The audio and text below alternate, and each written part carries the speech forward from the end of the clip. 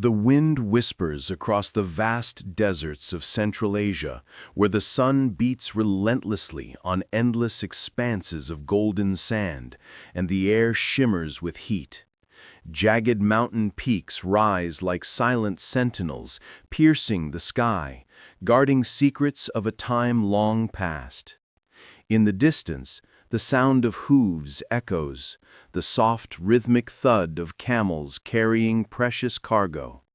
These ancient trade routes, fraught with peril and wonder, formed the backbone of humanity's first great experiment in global connectivity.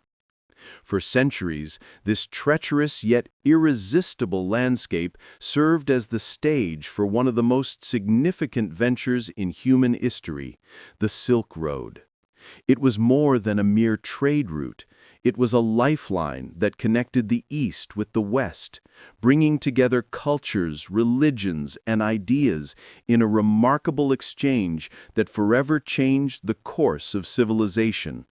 From the distant shores of the Mediterranean to the bustling cities of China, the Silk Road weaves a tale of ambition, resilience, and the unrelenting pursuit of wealth, knowledge, and connection.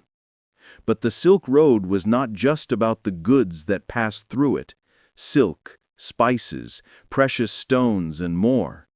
It was about the lives intertwined by its vast network, the journeys of countless merchants, travelers, and pilgrims who risked everything to cross its dangerous paths.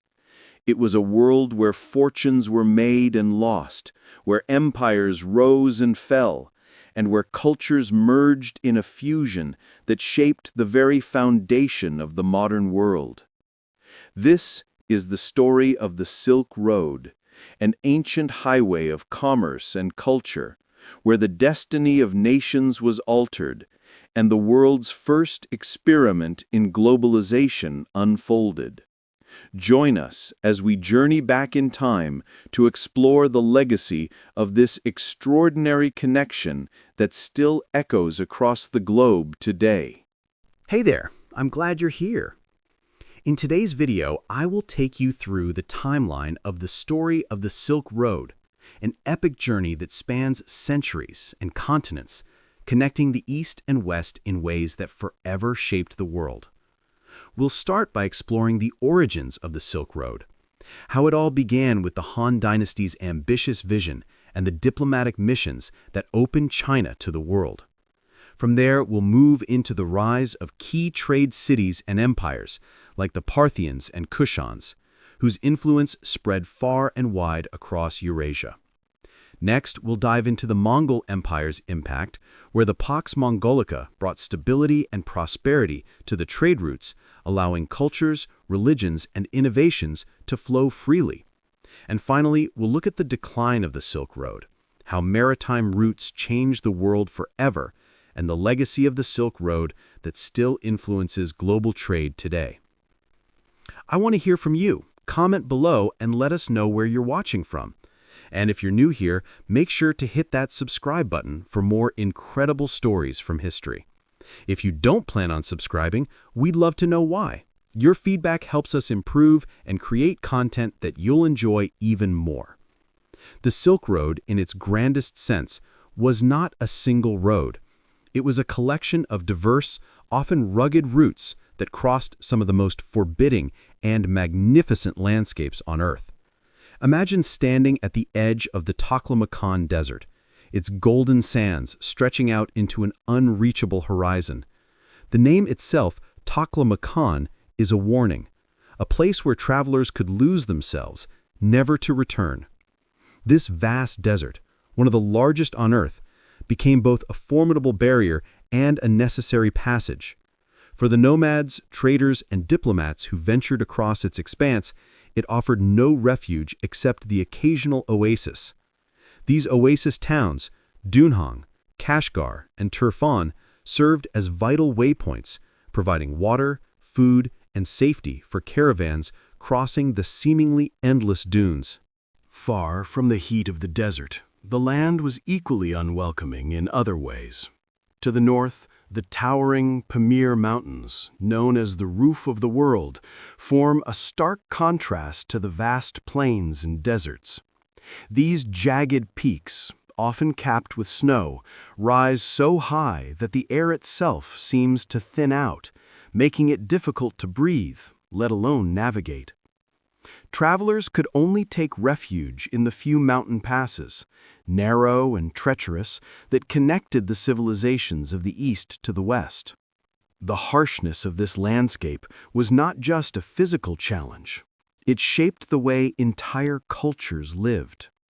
In the shadow of these mountains, nomadic tribes developed unique ways of survival, moving with the seasons, trading with settled communities, and fostering a culture of resilience that would become integral to the Silk Road itself. As the road descended from the mountain heights into the vast steppes and plains, the environment shifted once more. The high-altitude regions, with their thin air, gave way to the wide, open spaces of Central Asia, where the wind howled over endless grasslands. It was here that traders could finally catch their breath, though only for a moment, before beginning the next leg of their journey. This environment was perfect for the nomads who had long called it home. These tribes, with their unparalleled horsemanship and expertise in traversing the vast distances between oasis cities, would become some of the most influential. What made the Silk Road so unique and transformative wasn't merely the physicality of the journey. It was the way this network of trade routes facilitated connections between disparate peoples, cultures, and civilizations. It was a space that was simultaneously an exchange of commodities and ideas, linking regions that otherwise might never have encountered one another. The name Silk Road itself is a somewhat simplified term, coined much later by the German geographer Ferdinand von Richthofen in the 19th century. Yet it captures a key element. Silk, an exquisite, highly sought-after fabric from China, was among the most prized commodities to travel along these routes. But the Silk Road was not just about silk. The routes enabled the passage of a vast array of goods, from jade and spices to precious metals and gems, flowing in both directions. The cultural exchanges were equally profound. Ideas that once existed in isolation, philosophies, religious beliefs, and innovations traveled alongside the merchants. As Buddhism spread from India to China, it took root in the fertile soil of Central Asia, thanks to the relentless movement of traders and monks. Alongside these spiritual transformations, artistic and technological innovations made their way across the trade routes, creating an unprecedented cross-pollination of cultures. The concept of a trade route evokes images of commodities being exchanged, yet the Silk Road was far more than that. It was a conduit for human connection, one that shaped the way people saw the world. The nomads who moved goods across these rugged paths were not just traders, they were connectors, bringing not only material goods, but also new ways of thinking, new technologies, and new forms of expression. The Silk Road, in this sense, was the first truly global network, though it would take centuries before the term globalization. To truly understand the significance of the Silk Road, we must recognize that it represented the first real experiment in globalization. Its routes were not merely physical, they were bridges between cultures, political systems, and religions, each with its own distinct worldview. It was along these routes that, for the first time in history, the world's great civilizations, China, India, Persia, Greece, and Rome, encountered one another. The economic and intellectual exchanges that occurred during this time would lay the groundwork for the development of the modern world. Economically, the Silk Road was the catalyst for the development of long-distance trade systems. It gave rise to new market economies, where cities grew into thriving hubs of commerce, often surpassing their agricultural or military importance. Cities like Samarkand, Bukhara, and Constantinople flourished due to their central position on the Silk Road. These cities didn't just serve as trade hubs, they became melting pots of culture, where languages, religions, and artistic styles blended, creating a cosmopolitan environment unlike any the ancient world had seen before. Culturally, the Silk Road was a two-way street. In the East, Chinese artisans and scholars were exposed to Greek and Persian art, philosophy, and science. In the West, Roman and Byzantine civilizations began to embrace Eastern innovations, things like papermaking, the compass, and gunpowder, which would later transform the Western world. The spread of religions such as Buddhism and Christianity through the Silk Road was instrumental in shaping the spiritual landscapes of Central Asia, China, and even parts of Europe.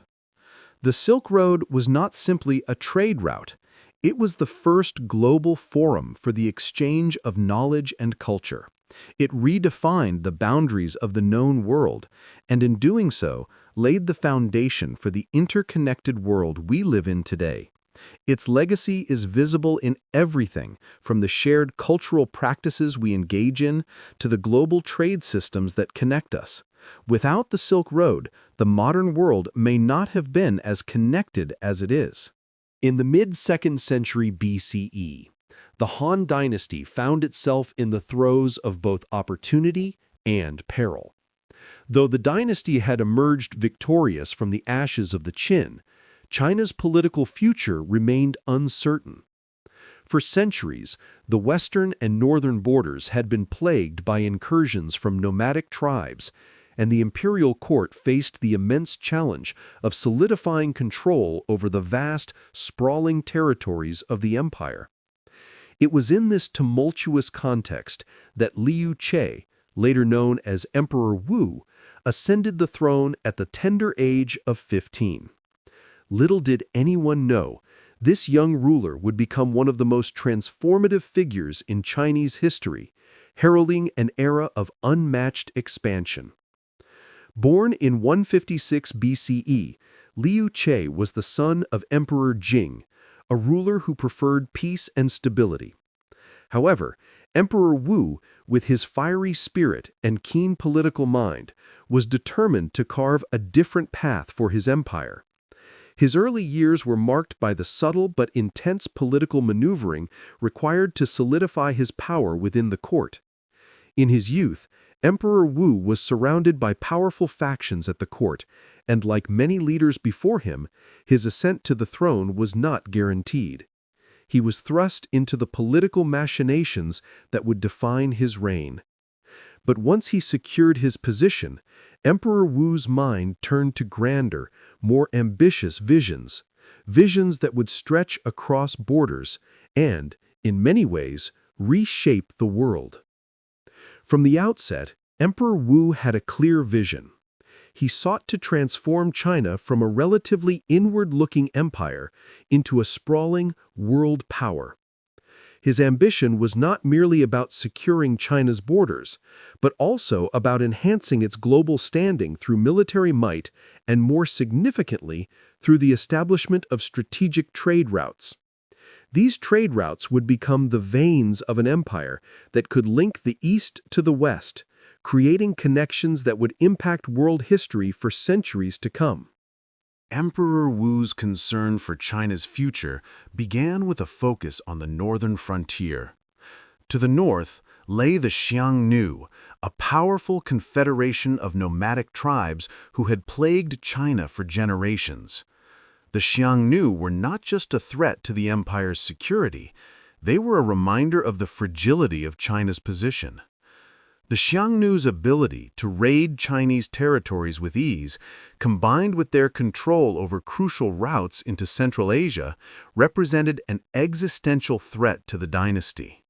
For Emperor Wu, this wasn't just a military challenge, it was a significant strategic dilemma that would shape his decisions for years. The Xiongnu had long held sway over the steppes, acting as the dominant force in Central Asia. The Han Dynasty had attempted diplomacy, forging treaties with the Xiongnu in earlier years, but these attempts failed miserably. the Xiongnu would frequently break their promises, and their raids continued to destabilize the empire. With his back against the wall, Emperor Wu recognized that traditional diplomatic efforts were no longer sufficient. If China were to secure itself in the long term, it would need to expand beyond its borders and establish new channels of influence, both militarily and economically. In response to these threats, Emperor Wu launched a series of military campaigns against the Xiongnu. But while military strength was one pillar of his strategy, he understood that it alone would not be enough. His larger vision was to look westward, not only to defend China's borders, but also to create new alliances, access new resources, and open up trade routes. It was this vision that led to one of the most remarkable decisions in Chinese history, the dispatch of Zhang Tian to the west. Zhang Tian, a court official, was tasked with a daring diplomatic mission to seek alliances with the kingdoms of Central Asia. He was sent to find new allies who could help counter the Xiongnu threat, but the journey he undertook would become something far more significant than Emperor Wu had ever imagined. Zhang Tian's travels through the harsh landscapes of Central Asia exposed him to a world beyond China's borders, worlds filled with wealth, culture, and civilizations far more advanced than he had ever expected. Through Zhang Tian's accounts, Emperor Wu learned of the vast empires of Persia, the riches of India, and the bustling trade cities of Central Asia. He understood that if China could establish trade relations with these distant lands, it would not only secure its borders, but also open the doors to trade in luxury goods, horses, and even ideas. Emperor Wu, with his mind trained on both military conquest and economic expansion, began to see the possibilities of a world that stretched far beyond the steppes of northern China. It was Zhang Tian's reports that ultimately convinced Emperor Wu that the future of China lay in forging connections far beyond its immediate borders. This marked the beginning of the Silk Road, a series of trade routes that would stretch from the farthest corners of China, across the deserts of Central Asia, and all the way to the Mediterranean. Through these trade routes, China would gain access to precious commodities, horses, jade, spices, and later, silk, and in return offer the West goods and technologies that would change the course of history. In a sense, the Silk Road became the lifeblood of Emperor Wu's ambitions. It was the thread that tied his military might to economic power. It was the means through which China could assert itself as the dominant power in the East, while also fostering relationships with far-flung civilizations. But it was not just the trade of material wealth that made the Silk Road so revolutionary. It was the movement of ideas, technologies, and philosophies that would forever alter the trajectory of both China and the world. Under Emperor Wu, China became a nexus of cultures, philosophies, and trade. The Silk Road enabled the spread of Buddhism from India to China, the diffusion of Greek artistic styles, and the transfer of scientific knowledge, like the concept of the star maps from the West, which helped shape Chinese astronomy. Emperor Wu's vision extended far beyond trade. He was creating a world where China was not isolated, but intricately woven into the fabric of the ancient world. The year was 139 BCE, and the Han Dynasty, though firmly established, still grappled with threats from beyond its borders.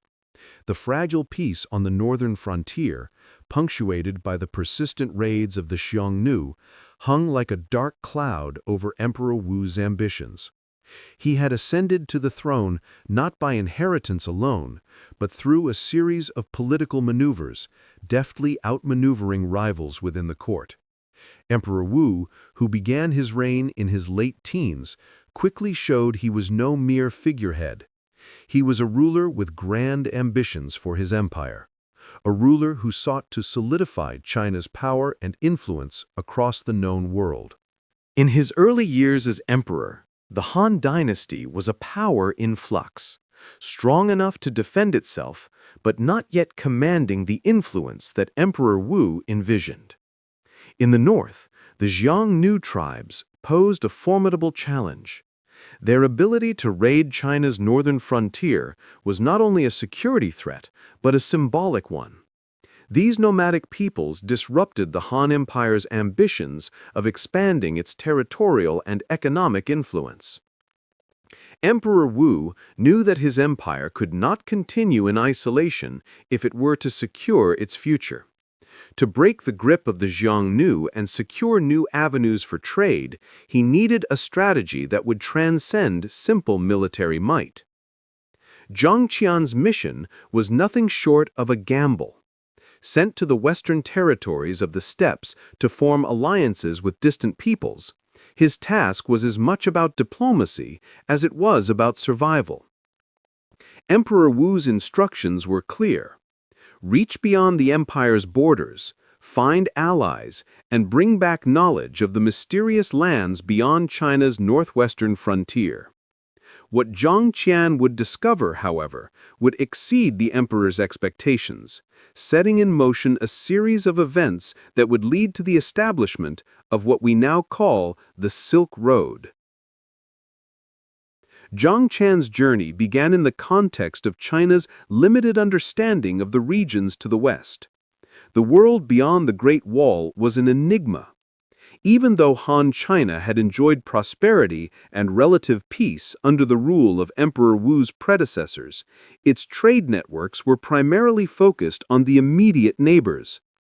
To the west lay Central Asia, vast, barren, and largely unknown. Zhang Qian's task was not just to explore this land, but to forge alliances with the peoples living there. His mission was perilous. He would travel through desert wastelands, trek across snow-covered mountains, and endure the harshness of the Central Asian steppes. In the beginning, Zhang Qian's journey was marked by immediate setbacks. The Xiongnu, who had long been a thorn in China's side, captured him shortly after he set out. For more than a decade, Zhang Qian languished in captivity. Yet this hardship proved fortuitous in unexpected ways. During his imprisonment, Zhang Qian had the opportunity to observe the internal struggles within the Xiongnu Confederacy, gaining critical intelligence that would later inform China's strategies. He forged relationships with various tribes, learning that the Xiongnu's power was not unchallenged. After his eventual escape, Zhang Qian's journey took on a more profound significance.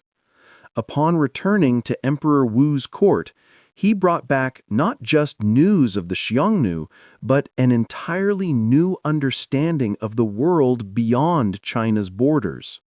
His reports painted a picture of vibrant kingdoms and rich cities in Persia, India, and Central Asia. The West was far more connected than China had realized, and it was a realm of immense potential. Zhang Qian's discovery was a revelation. He brought word of the bustling markets of Bactria, the wealth of Persia, and the thriving civilizations that stretched all the way to the Mediterranean.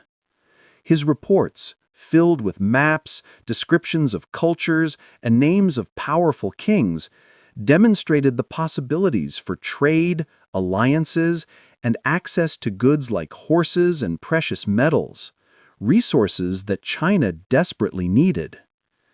It was from Zhang Qian's revelations that Emperor Wu's strategy to expand China's influence began to take shape. His vision was not merely military, it was diplomatic and economic.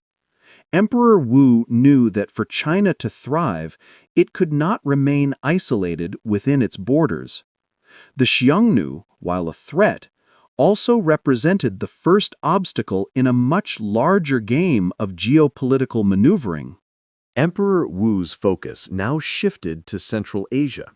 He realized that securing trade routes through the Hexi Corridor, a vital passage through the mountains that connected China's interior to the west, was the key to China's future. The Hexi Corridor was a narrow, strategic route running between the Tian Shan Mountains and the Tibetan Plateau, a passageway that had been controlled by the Xiongnu. If Emperor Wu could secure this corridor, he would open the door to vast new trade networks.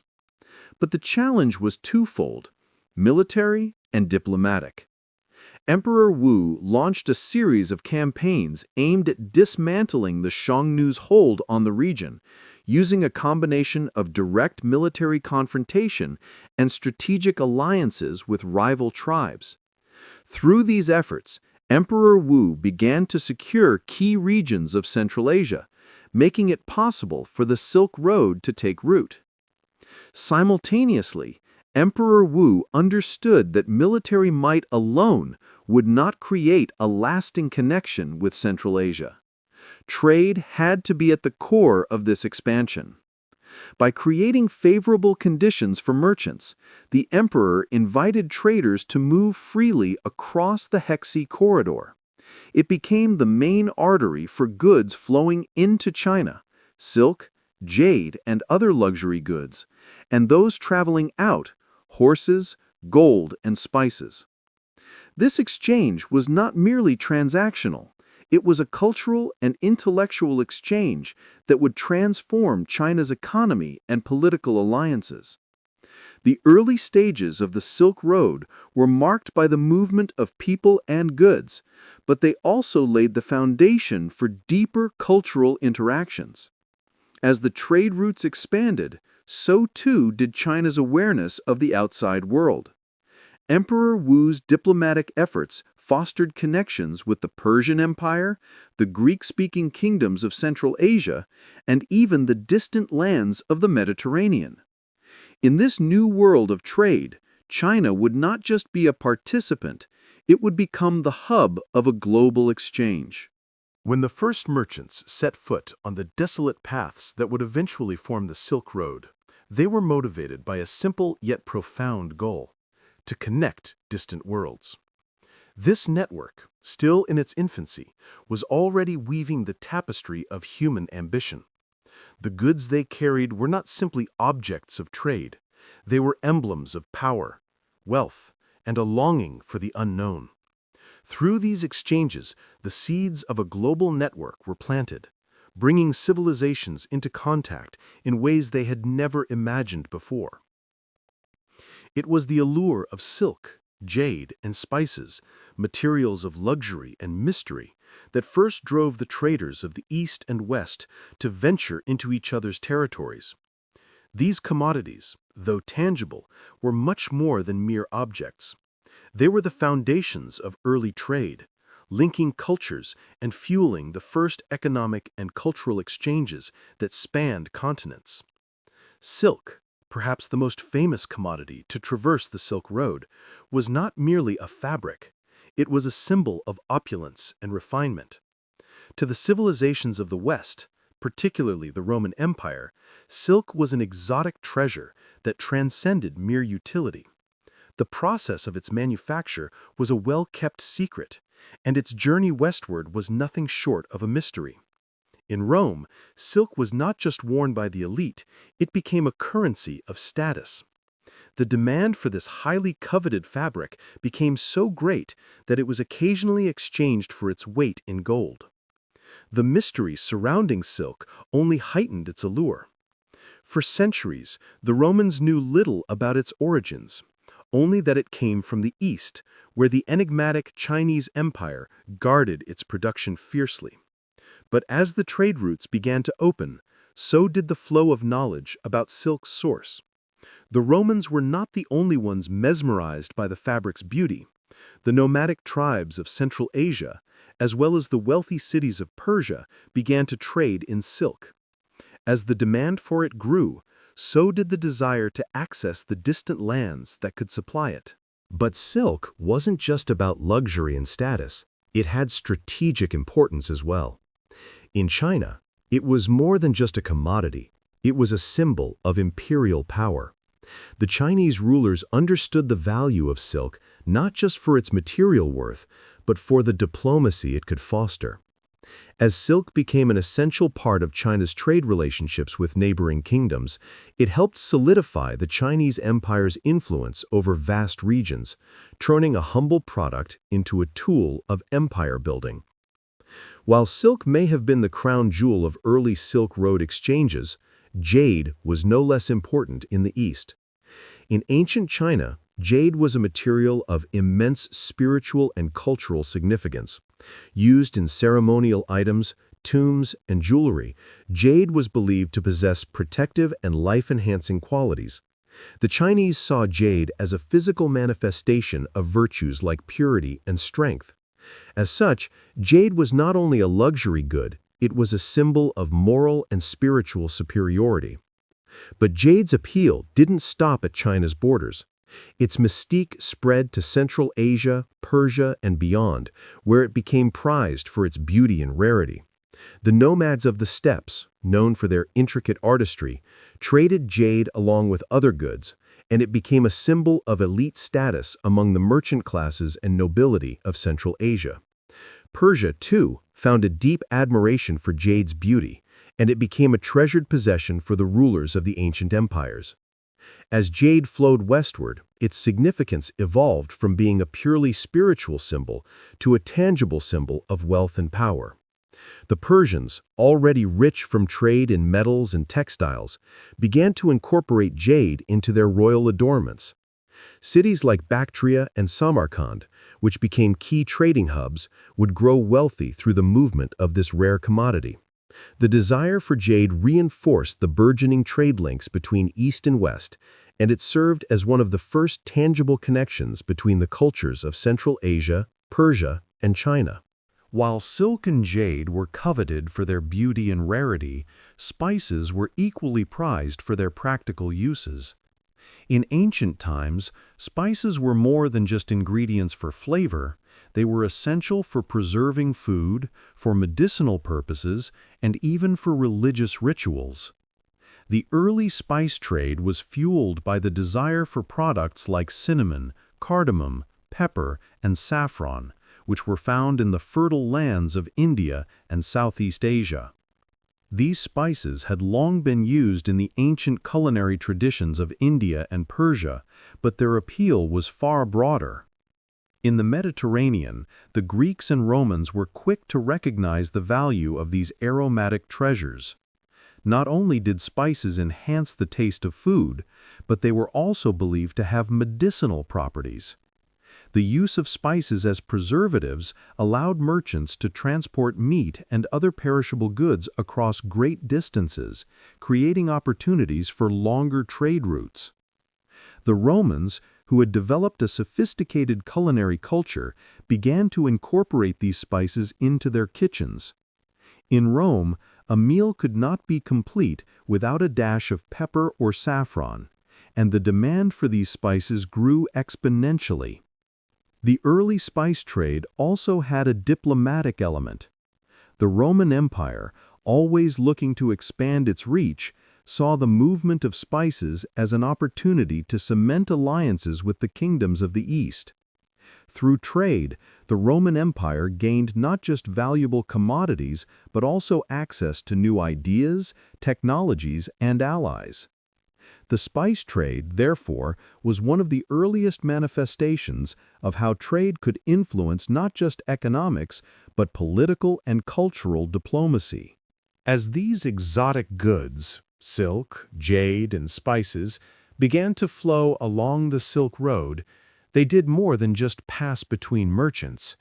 They marked the beginning of an interconnected world. At first, trade was facilitated by small groups of merchants, many of whom were nomadic and understood the vast and dangerous landscapes through which they traveled. But as trade routes expanded, cities like Samarkand, Bukhara, and Constantinople emerged as critical hubs for the exchange of goods.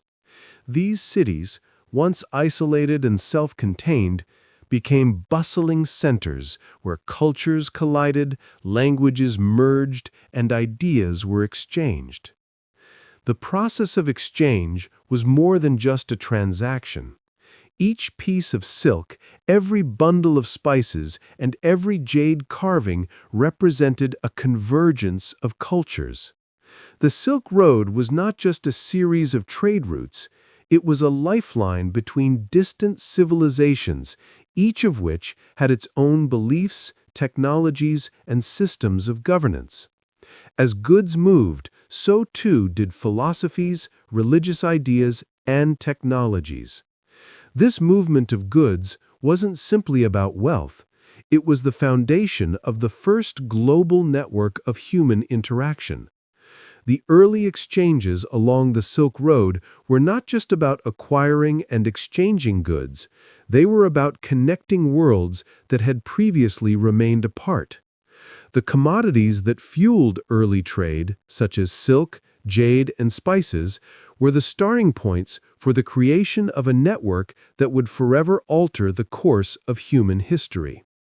Through the trade of these exotic goods, empires were built, cultures were shaped, and the world was irrevocably changed. Long before the Silk Road became a commercial highway for the exchange of silk, spices, and precious stones, it was already a conduit for the movement of ideas, philosophies, and religious beliefs. The journey of goods along these ancient routes is well documented. Caravans laden with silks, gemstones, and fine ceramics. But what is less understood is how the very fabric of human culture was woven together through these exchanges. The movement of people, traders, monks, pilgrims, and diplomats created a powerful flow of intellectual, cultural, and spiritual ideas. The Silk Road, far from being a mere trade route, was the earliest blueprint for global interaction, connecting civilizations that would otherwise have remained isolated from one another. One of the most significant cultural exchanges to travel along the Silk Road was Buddhism, a religion that, by the 1st century CE, was already in the process of spreading out of its birthplace in India. Buddhism's journey was not just about religious teachings, it was about the transmission of ideas, art, philosophy, and even political systems. The spread of Buddhism across Central Asia and into China would mark one of the first truly global religious exchanges in human history, and its journey was made possible through the very trade routes that connected distant civilizations. Buddhism's spread was not a singular event, nor was it driven by a single group of individuals. Instead, it was the cumulative effort of countless travelers, from merchants to missionaries, who carried its teachings across deserts, over mountains, and through bustling city-states. Initially, Buddhism spread along the southern routes of the Silk Road, making its way from India into Central Asia, where it found fertile ground for both exchange and adaptation. The first signs of Buddhism's spread were seen in the vibrant trade cities of Central Asia, like Bactria and Samarkand, where Buddhist monks and traders from India began to mingle with local populations. The presence of Buddhist monasteries, though modest at first, slowly began to establish themselves as centers of cultural and spiritual life. The first influx of Buddhist teachings would arrive with traders from the Kushan Empire, which had established itself as a bridge between India and Central Asia. The Kushan kings, many of whom were of mixed Indian and Central Asian descent, played a key role in fostering Buddhism's spread by patronizing the faith and creating conditions conducive to its growth. Under the Kushans, Buddhist art and culture flourished, especially in cities like Gandhara, where the fusion of Greek and Buddhist artistic traditions became a symbol of this cultural exchange. But it was not just the political leaders who drove the spread of Buddhism. Monks and pilgrims also played an indispensable role.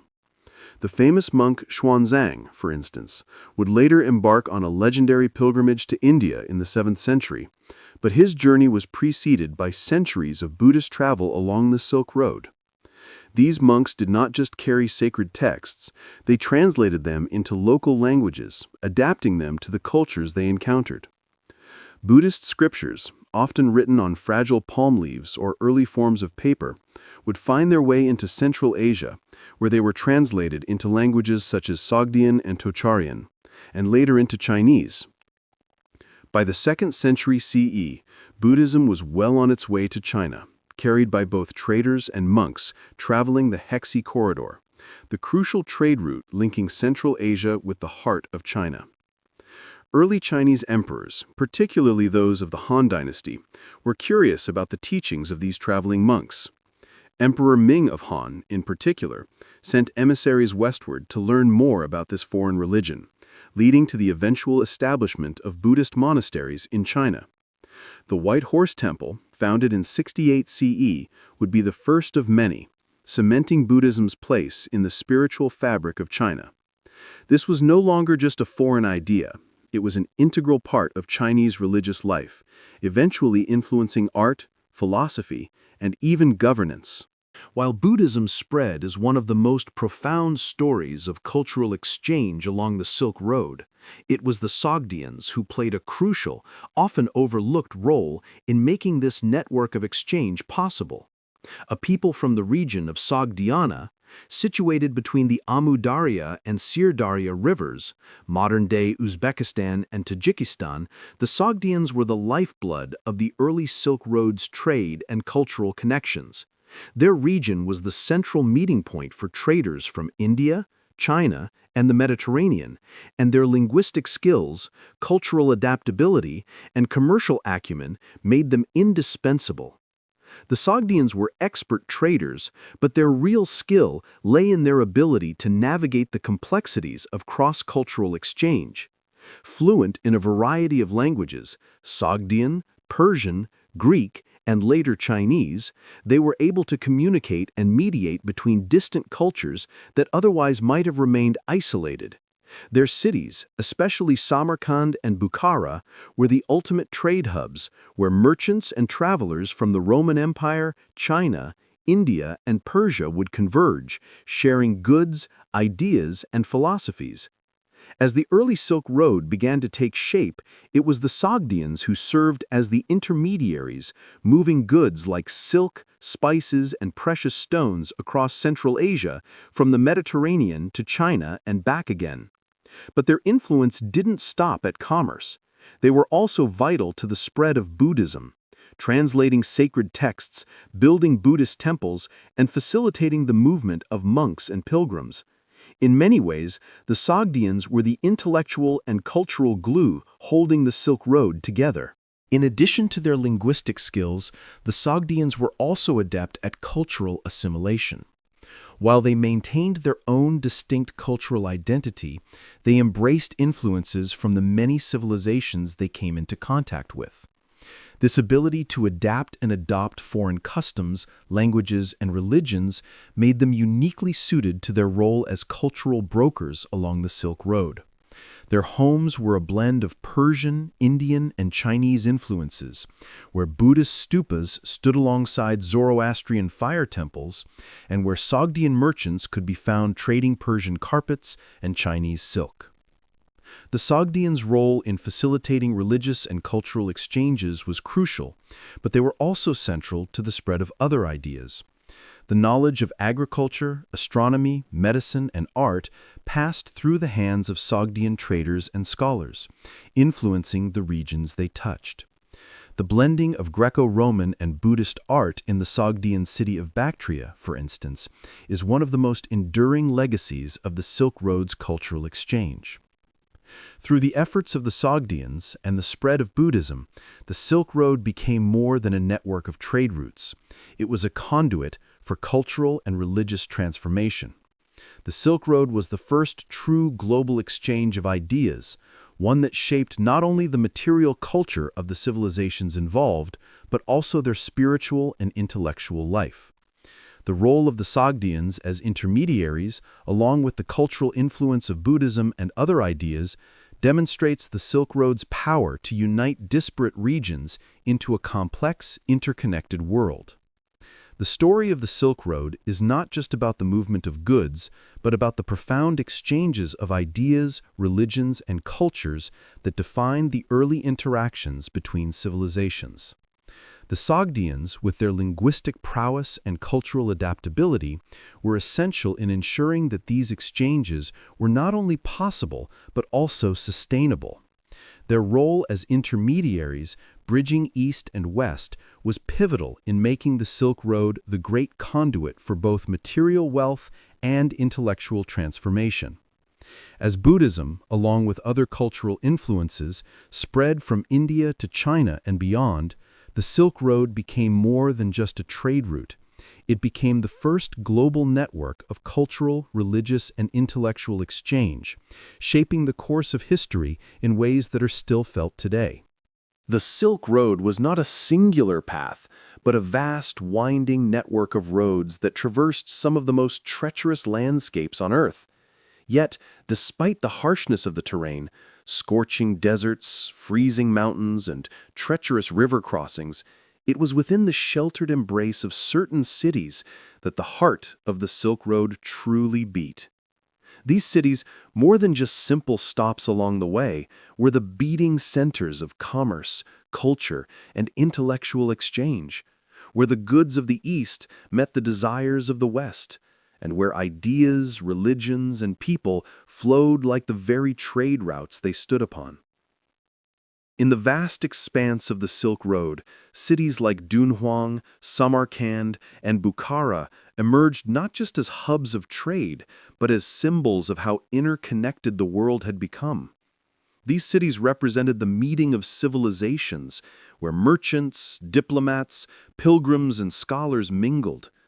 They were the starting points, the lifelines, and often the melting pots of cultures, ideologies, and beliefs that would transform the course of history.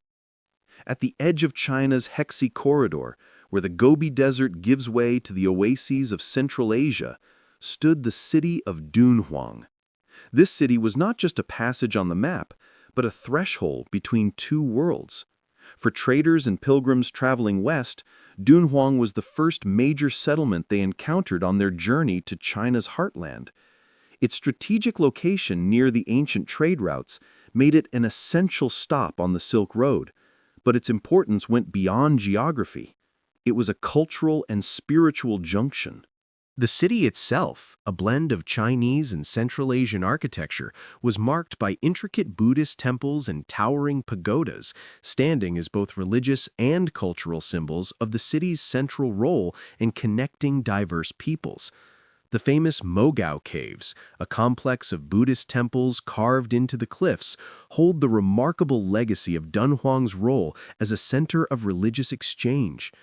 The murals that adorned the cave walls depicted everything from Buddhist cosmology to images of Persian kings, illustrating the global influence that Dunhuang exerted. For travelers, Dunhuang was a sanctuary, a place where they could rest, worship, and share stories of their travels. Here, Buddhist monks would copy and translate texts, often creating a blend of Indian and Central Asian influences that would later shape Chinese Buddhism. Economically, Dunhuang was a key trading post where the famed goods of the East, silk, porcelain, jade, were exchanged for the products of the West, such as spices, horses, and gold. The people of Dunhuang, like those in other Silk Road cities, were familiar with the customs of multiple cultures. Merchants from Persia, India, and Central Asia could be found negotiating deals with Chinese traders, while caravans of camels could be seen loading goods for their long journey eastward. The city's markets were filled with goods from all corners of the known world, and it was here, too, that the first seeds of cultural and religious exchange would take root.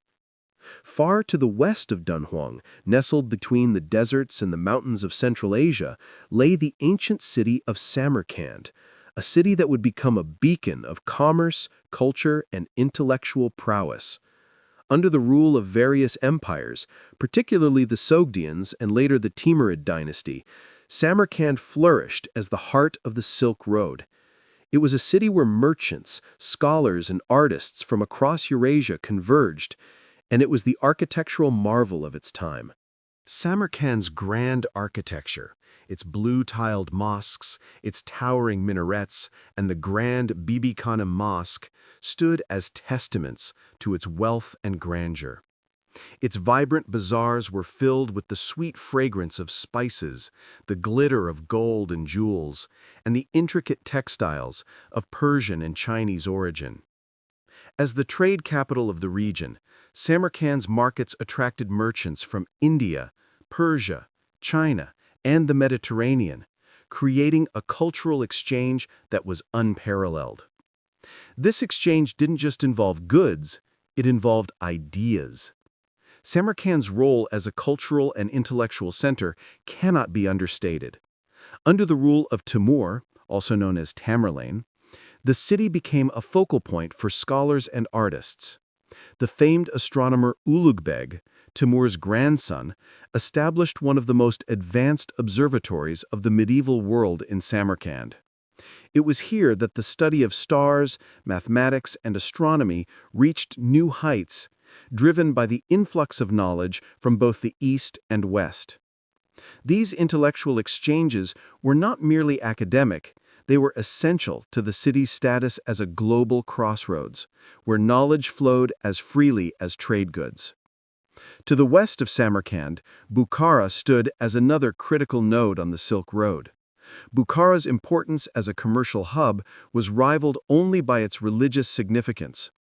The city was one of the most important centers of Islamic scholarship, with grand madrasas and mosques lining its streets.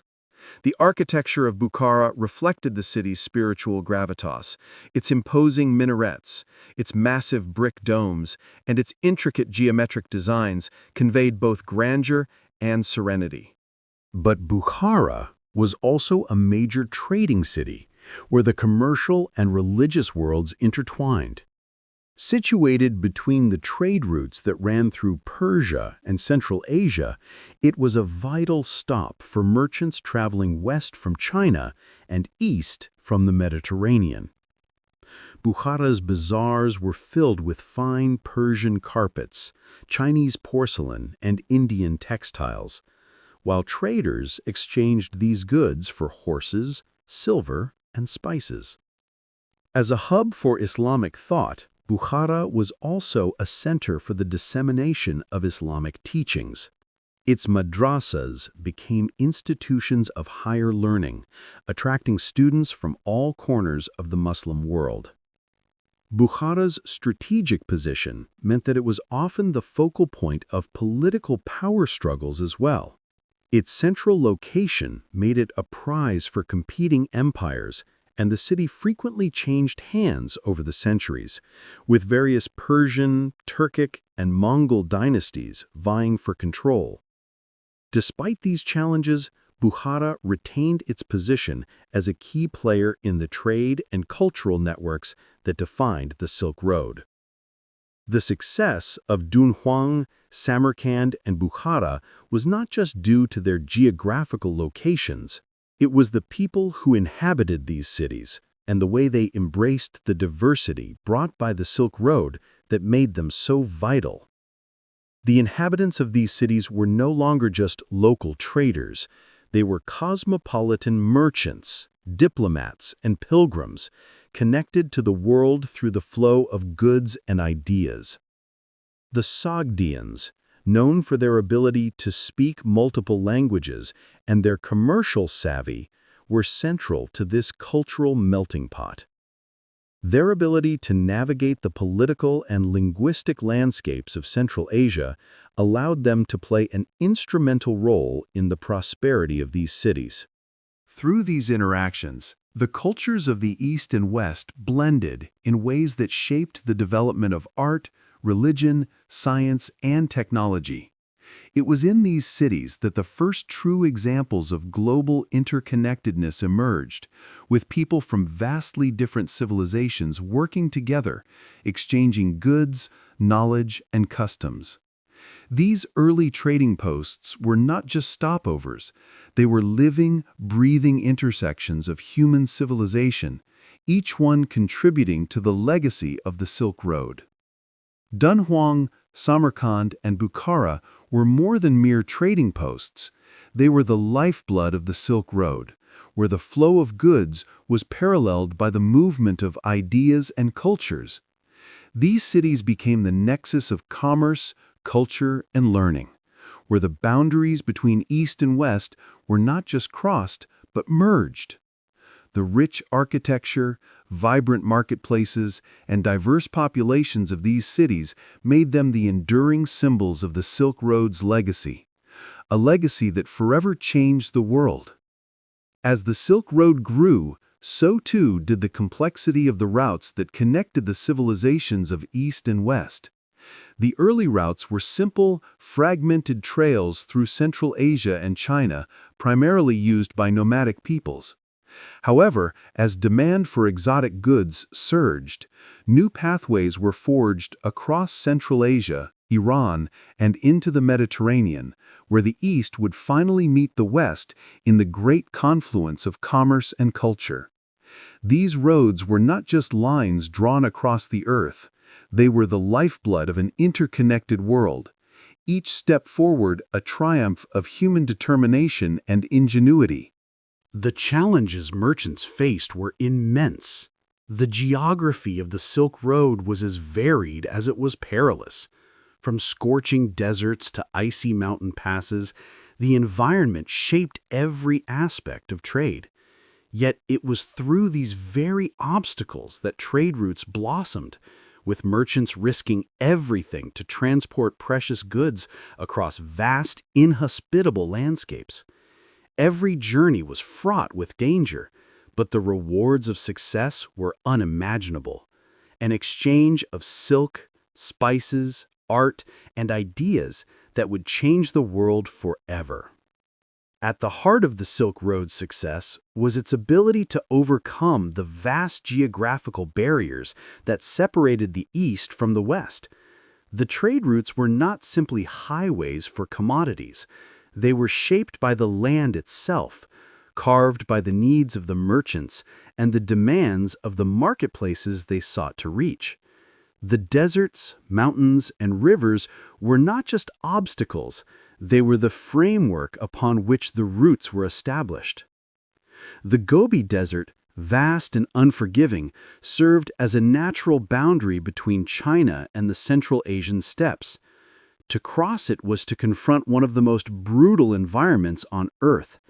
The unrelenting heat during the day could cause travelers to collapse from exhaustion, while the frigid cold at night threatened to freeze entire caravans. Yet, despite its harshness, the Gobi was a critical passage for trade. Merchants moving between China and Central Asia knew the desert routes intimately, relying on ancient tracks that had been passed down by nomadic tribes. These traders often moved in caravans of hundreds, their camels, laden with precious cargo, trekking across the sand for days at a time. The Taklamakan Desert, further west, was no less daunting. Once you go in, you never come out. Its name implied a treacherous fate for those who ventured too far without proper preparation. Yet it was along these perilous desert routes that China's goods, particularly silk, were traded for spices and precious metals from India, Persia, and beyond. The importance of oases along the way cannot be overstated. These isolated stops were lifelines, providing water and shelter for exhausted traders and their caravans. Beyond the deserts lay the formidable mountain ranges of Central Asia, such as the Tian Shan and the Hindu Kush. These towering peaks acted as natural barriers, but also defined the pathways that goods traveled. Mountain passes, like the Khyber Pass, became the key choke points for trade, and navigating them required skill, fortitude, and often the protection of local tribes. While the mountains were a harsh environment, they were also the gateway to the fertile lands of Persia, India, and the Mediterranean. The geography of the Silk Road thus played a dual role, both a challenge and a blessing. It dictated the pace and flow of trade, shaping the routes and determining which cities would rise to prominence as central hubs of exchange. With the dangers of the environment, merchants also faced the constant threat of banditry, a harsh reality for travelers on the Silk Road. In many regions, the roads were unsafe, with robbers preying on vulnerable caravans carrying precious goods. In some areas, entire bands of thieves roamed the land, attacking traders and stealing everything in their path.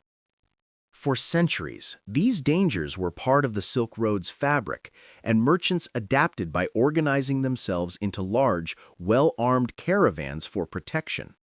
In some cases, local rulers or even empires took steps to secure the roads, offering protection for a price. The Roman Empire, the Parthians, the Kushans, and later the Mongols all played significant roles in ensuring that the roads remained passable and relatively safe for trade.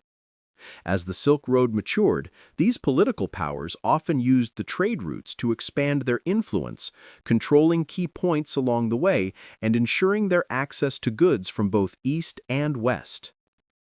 These political shifts had a profound impact on the routes and the flow of goods. When one empire rose and another fell, trade routes would often shift, and new cities would rise to prominence while others withered away. The fall of the Parthian Empire, for example, led to a realignment of trade, with Persia's trade networks falling under the control of the Sassanids, altering the course of goods flowing through the Middle East. As trade flourished, the original routes of the Silk Road began to expand and evolve. What began as sporadic, often hazardous journeys across Central Asia soon transformed into a sophisticated network that linked China with the Mediterranean, creating one of the most far-reaching trade systems the world had ever seen. New routes were constantly forged as merchants sought faster and safer ways to transport goods. Caravans moved through the steppes of Central Asia, crossed the Iranian plateau, and made their way into Anatolia and Egypt, expanding the commercial horizons of the ancient world. Ports along the Mediterranean, such as those in Alexandria and Byzantium, became crucial to the final stages of the trade, where goods from the East were exchanged for Roman glassware, wine, and other Western luxury items. Meanwhile, in the East, China's demand for horses and other goods from the West helped forge stronger ties with Central Asia.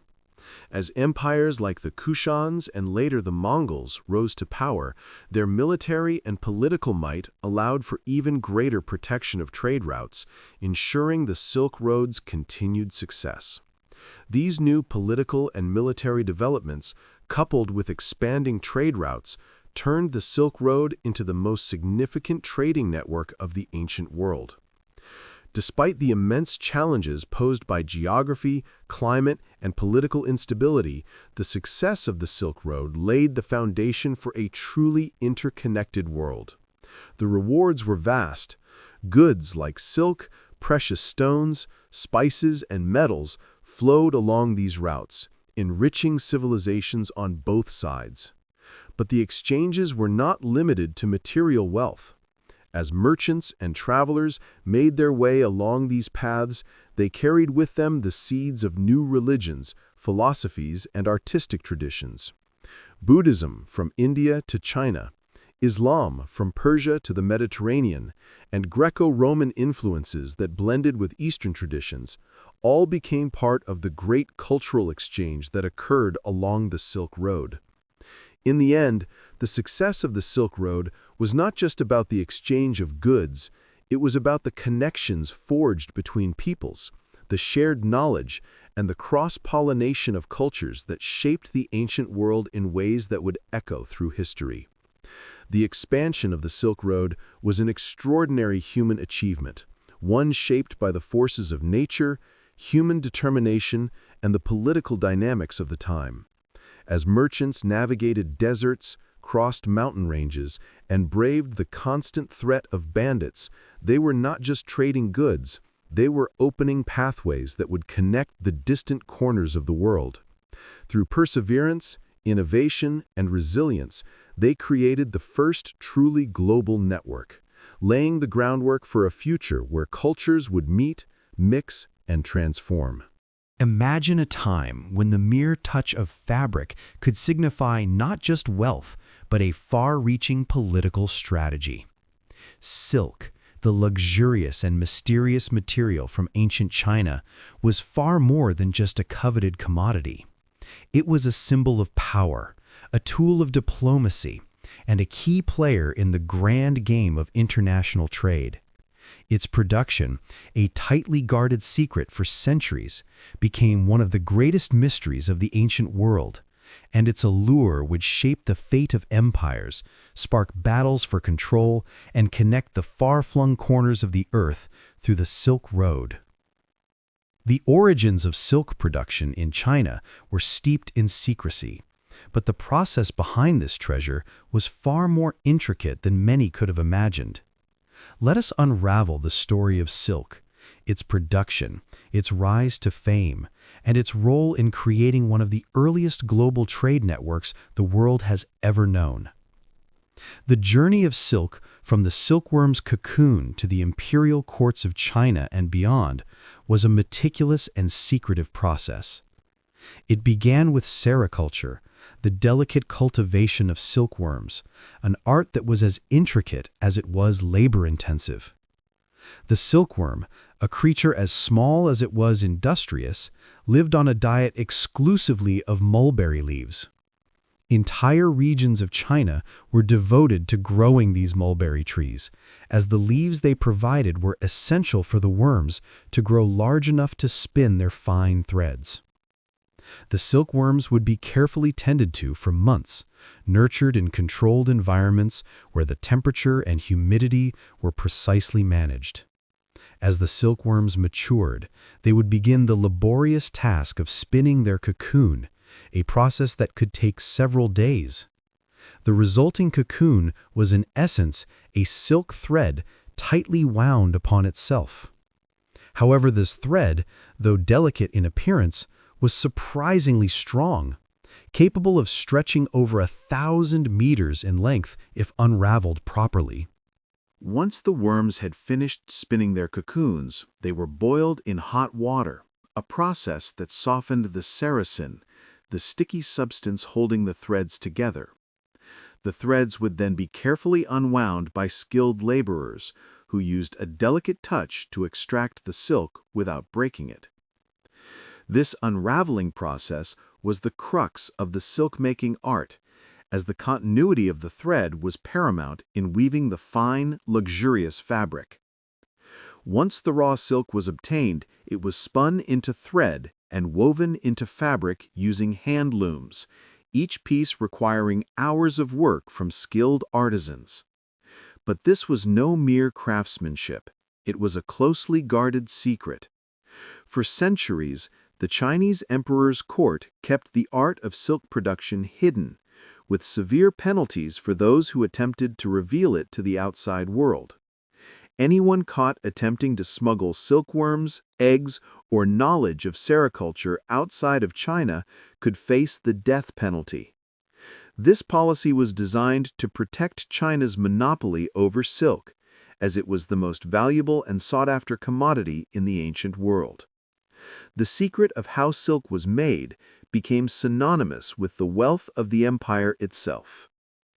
It wasn't until the 6th century CE, under the reign of Emperor Justinian of the Byzantine Empire, that 2 Christian monks famously smuggled silkworms out of China. They hid the eggs inside bamboo stalks and carried them across the dangerous Central Asian steppes to the Byzantine Empire. Once in Byzantium, the knowledge of sericulture spread, and silk production began to flourish outside of China. But by then, the Chinese had already enjoyed centuries of silk's immense cultural and economic benefits.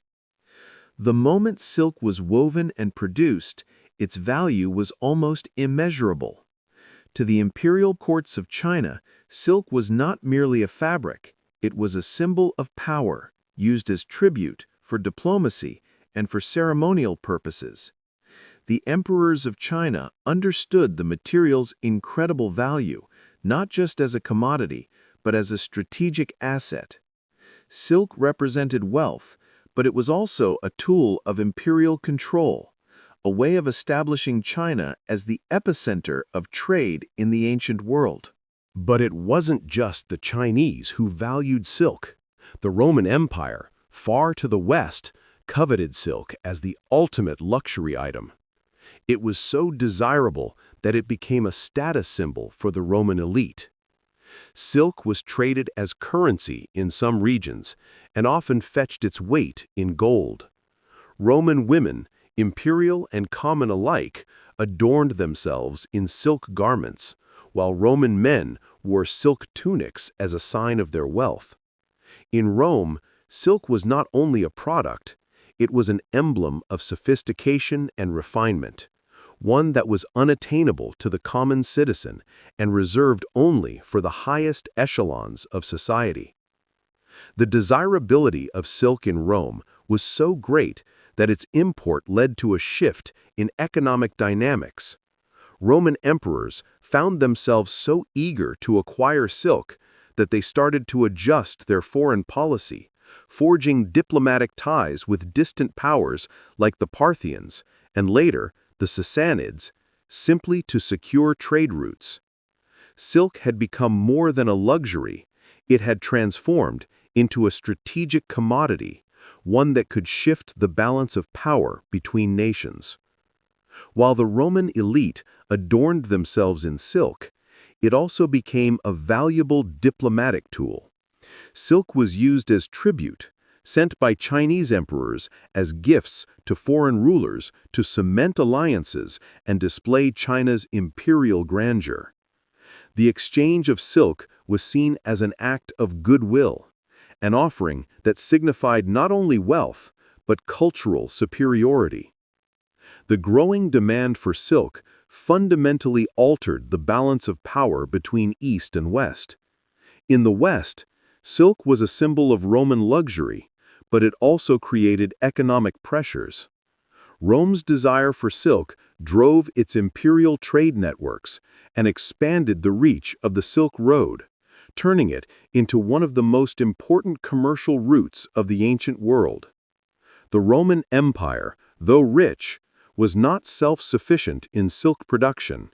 Its dependence on Eastern trade meant that Rome's wealth was partially tied to the Chinese Empire, which controlled the production and distribution of silk. This dependency became a point of tension. While silk was a luxury, it also represented the geopolitical dominance of China over the West's material wealth. The Silk Road became the great equalizer, connecting empires, but also highlighting the divide between the silk-producing East and the silk-consuming West. The intense demand for silk continued to fuel trade, making it one of the most important commodities in the ancient economy. Silk, in the end, was more than just a luxury item or a symbol of wealth. It was the catalyst for the creation of an interconnected world. Through the silk trade, ideas, religions, and cultures flowed, connecting civilizations across Asia, the Middle East, and Europe. The trade routes that carried silk were also the routes that carried the knowledge of astronomy, medicine, philosophy, and religion, forever shaping the course of human history. In the centuries following the discovery of sericulture's secrets, silk became one of the most enduring symbols of the Silk Road, a lasting legacy of human connection that would leave its mark on cultures across the world for millennia to come. The origins of silk production, its secretive birth in China, and its evolution into one of the most valuable commodities in the ancient world highlight the profound influence silk had on global history. Its value, cultural, economic, and diplomatic, reshaped the ancient world, connecting East and West in a way that would set the stage for the exchanges of goods, ideas, and cultures that would define the Silk Road for centuries. Through its fibers, silk wove the very fabric of ancient trade, creating a world that was far more interconnected than it had ever been before.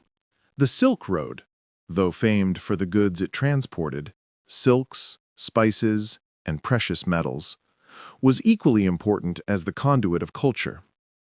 Stretching from the heart of China to the bustling cities of the Mediterranean, the Silk Road was not just a physical highway, but a complex network of ideas, religions, and philosophies that forever altered the course of history. It was along these dusty, wind-blown paths that the earliest encounters between Eastern and Western thought occurred, creating an intellectual and spiritual melting pot that would lay the foundation for civilizations to come.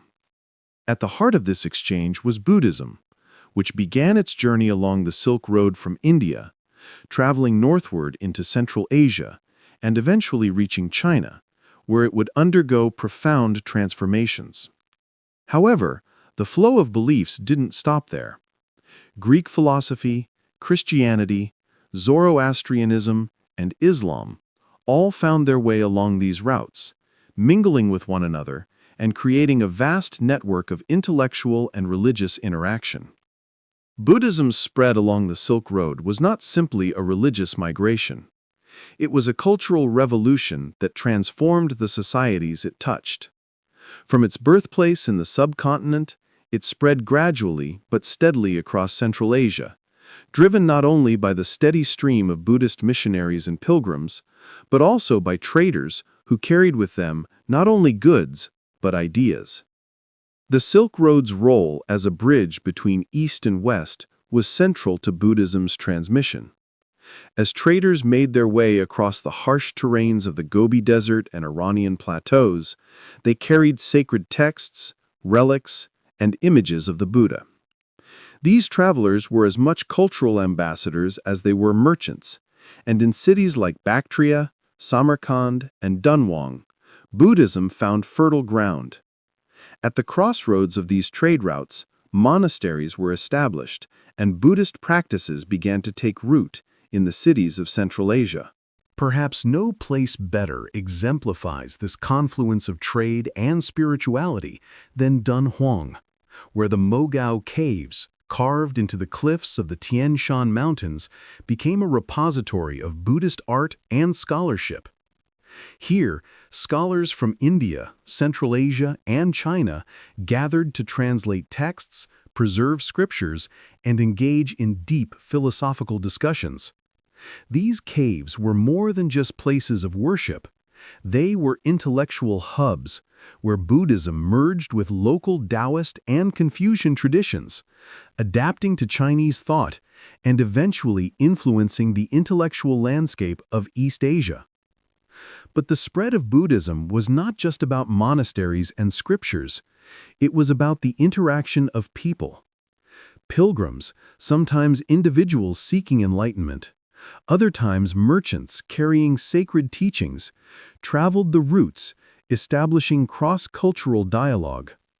Buddhism didn't simply replace local beliefs, it blended with them. In many ways, Buddhism absorbed elements of the nomadic cultures it encountered, and these practices were infused into the Chinese Buddhist traditions, making them distinctly different from their Indian roots.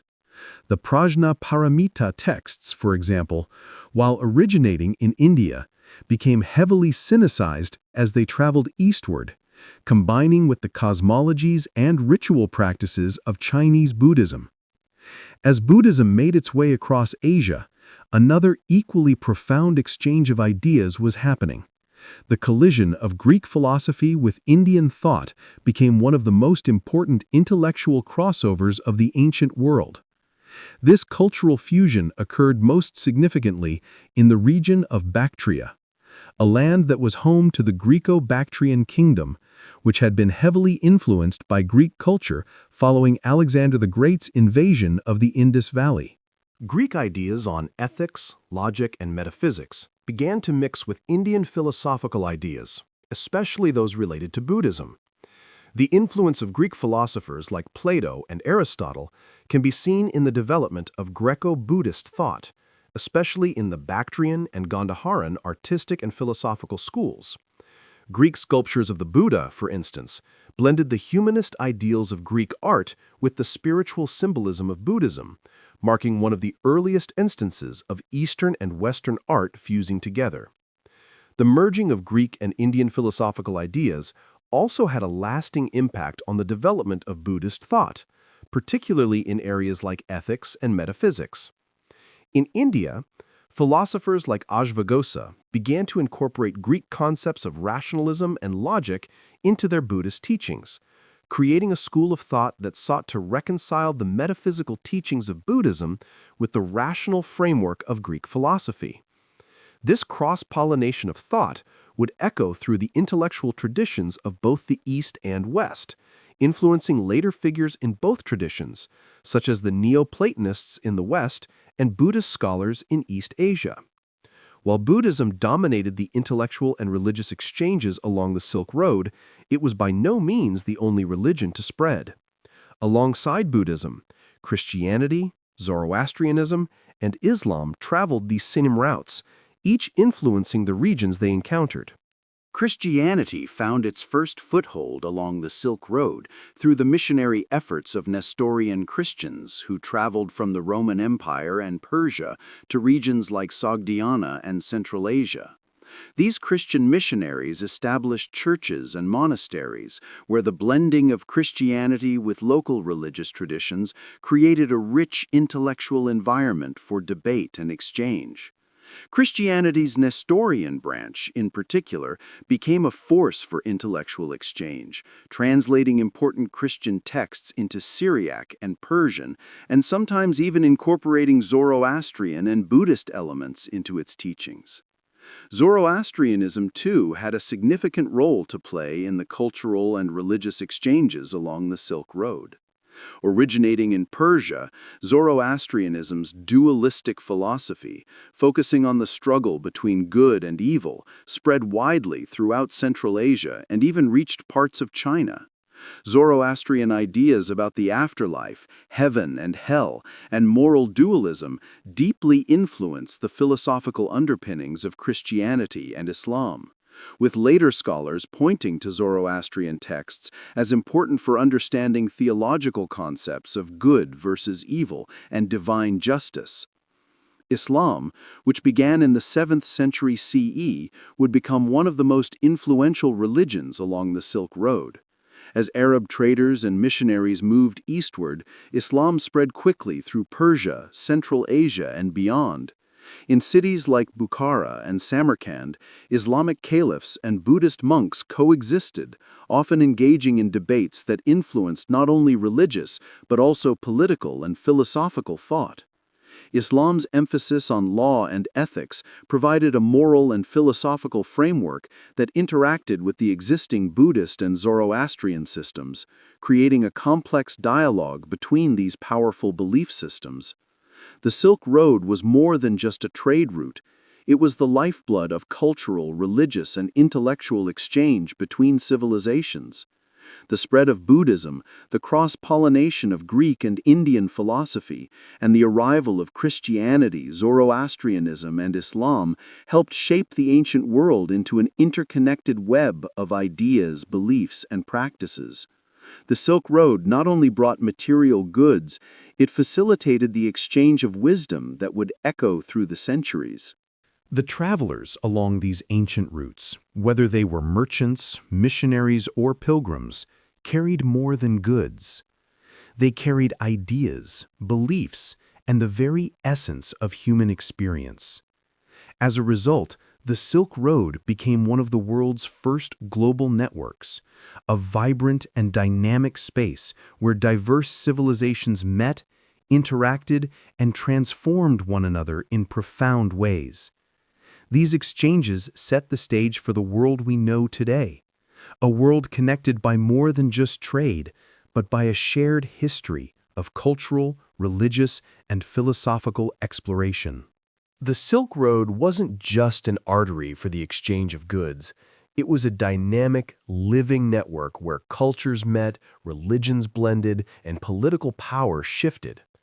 The Parthians, Kushans, and Sogdians each played distinct yet complementary roles in making the Silk Road the robust trade system it became, facilitating the flow of ideas, goods, and influences across vast territories. Their contributions were not merely logistical, they were the forces that molded the Silk Road's legacy, shaping both the ancient world's cultural landscape and its economic structure. The Parthians were the gatekeepers of the Silk Road, positioned strategically in the heart of the trade routes that linked the East and the West. As the intermediary between the powerful Roman Empire to the west and the sophisticated Chinese Empire to the east, the Parthian Empire was not just a buffer zone, it was the pivotal hub that controlled the flow of goods, wealth, and culture across Asia and Europe. For centuries, they provided the infrastructure that connected the Mediterranean with the wealth of India, China, and the steppes of Central Asia. The Parthians ruled over vast territories stretching from modern-day Iran to the Mesopotamian region, controlling critical trade routes across the Persian Gulf and the Iranian plateau. Their empire was rich in natural resources, especially horses, precious metals, and luxuries such as gems and glassware, commodities that were in high demand in both the Roman and Chinese markets. The Parthians facilitated the flow of these goods, allowing for a flourishing of trade that benefited not just their empire, but the entire Silk Road network. However, the Parthian Empire's role in the Silk Road was not just economic, it was also political. The Parthians maintained a delicate balance of power, carefully managing their relationships with their Roman neighbors. At times, the Romans and Parthians engaged in full-scale wars, yet both recognized the importance of keeping the Silk Road open for trade. Parthian military prowess was critical in ensuring the security of the key trade routes, especially in areas like the Euphrates River and the Persian Gulf, where pirates and bandits often threatened the flow of goods. Parthian traders, adept at navigating both political diplomacy and the complexities of commerce, were instrumental in ensuring that goods moved freely between empires. They transported Chinese silk westward to the Roman Empire, and in return, they carried Roman wine, glassware, and olive oil to the east, facilitating not just the exchange of material goods, but of cultural symbols and luxuries. In this way, the Parthians became the middlemen who bridged the vast expanse of the East and West, ensuring that both regions benefited economically from the trade that passed through their hands. As the Silk Road expanded, the Kushan Empire emerged as a central force, connecting the diverse worlds of India, Central Asia, and China. The Kushans, a nomadic tribe who rose to power in the 1st century CE, created an empire that spanned across modern-day Afghanistan, Pakistan, India, and parts of Central Asia, a strategic position that gave them unparalleled influence over the Silk Road trade. The Kushans were pivotal in facilitating the spread of Buddhism across Asia. The Kushan rulers, especially King Kanishka, were ardent patrons of Buddhism, and under their reign, Buddhism spread not only to Central Asia, but to the Chinese Empire as well. The Kushan capital of Peshawar became an intellectual and religious center where Buddhist texts were translated into Chinese and Sogdian. This made the Kushans the primary conduit for the Buddhists' faith's journey along the Silk Road. Culturally, the Kushans were incredibly cosmopolitan. They welcomed various religious and cultural traditions, drawing upon both Greek and Indian influences in their art, architecture, and governance. Kushan art, particularly the Greco-Buddhist sculptures of the Buddha, blended Greek artistic styles with Indian spiritual symbols, creating a distinctive visual style that symbolized the interconnectedness of Eastern and Western cultures. In addition to their religious influence, the Kushans were key economic players. Their strategic position allowed them to control vital sections of the Silk Road, connecting merchants from the Roman Empire, Persia, and China. The Kushans established key trade cities like Taxila, which became a vibrant commercial and cultural hub. The Kushan Empire played a crucial role in promoting trade in goods like silk, spices, and horses, which were transported along the Silk Road to feed the demand in the Roman and Chinese empires. If the Parthians were the gatekeepers and the Kushans the bridge builders, the Sogdians were the true lifeblood of the Silk Road's exchange. The Sogdians, a people from the region of Sogdiana, modern-day Uzbekistan and Tajikistan, emerged as the primary intermediaries between the cultures and empires of the East and West. While the Parthians and Kushans controlled important political territories, it was the Sogdians who facilitated the daily transactions that kept the Silk Road alive. The Sogdians were exceptional traders. They were not just merchants, they were linguistic experts, diplomats, and cultural diplomats. They spoke a variety of languages, including Sogdian, Persian, Turkish, and later Chinese, which gave them a unique advantage in connecting the various cultures of the Silk Road. Their ability to communicate across multiple cultures made them indispensable in negotiating trade deals, facilitating religious exchanges, and building a network of caravanserai, resting places for traders along the Silk Road. Sogdian traders were found in Samarkand, Bukhara, and other key trading cities, where they set up trading posts and merchant communities. These Sogdian merchant hubs were crucial not just for trade, but for the transmission of culture and ideas. They were responsible for spreading Buddhism and Zoroastrianism, and they played a key role in facilitating the exchange of knowledge between Indian, Chinese, and Persian scholars. The Sogdians' cultural influence was profound. Their art, literature, and religious practices formed a unique cultural mosaic, blending elements of Persian, Indian, and Greek cultures. Sogdian art, which depicted the world's many religions, was the perfect reflection of the Silk Road's cosmopolitanism. The Sogdians were not just traders, they were the cultural glue that held the Silk Road together. The Parthians, Kushans, and Sogdians were the true architects of the Silk Road's success. They were the key intermediaries who ensured the continuity and flourishing of trade. But their roles went far beyond commerce. Through their actions, they shaped the cultural and intellectual exchanges that transformed civilizations across Asia, Europe, and the Middle East. The Parthians controlled vital trade routes, ensuring the East and West were connected. The Kushans facilitated the spread of Buddhism and cultural syncretism, laying the foundation for the spiritual and philosophical landscape of Asia.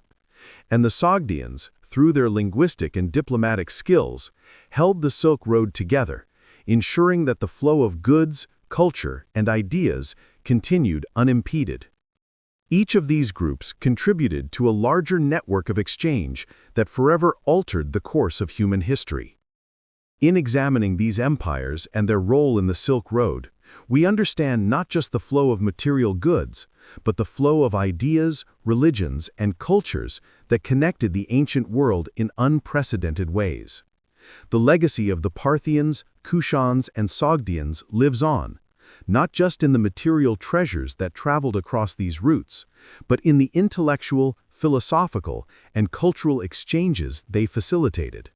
In the vast, windswept steppes of Mongolia, a young warrior named Temujin rose from the ashes of tribal warfare to unite the Mongol tribes and create one of the most formidable empires in history. Genghis Khan's journey from humble beginnings to the master of an empire that spanned continents is one of history's most extraordinary stories.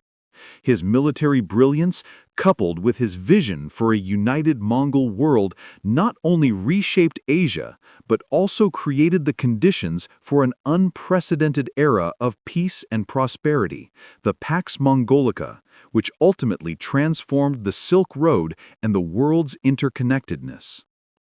Temujin's early life was a harsh one.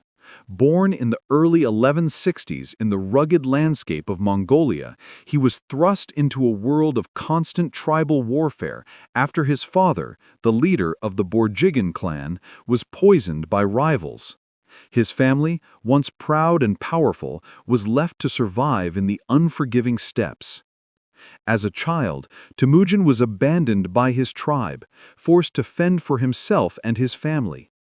These formative years instilled in him a deep understanding of survival, loyalty, and leadership, qualities that would define his later conquests. It was not merely his military skills that set Genghis Khan apart, it was his ability to unify the disparate Mongol tribes.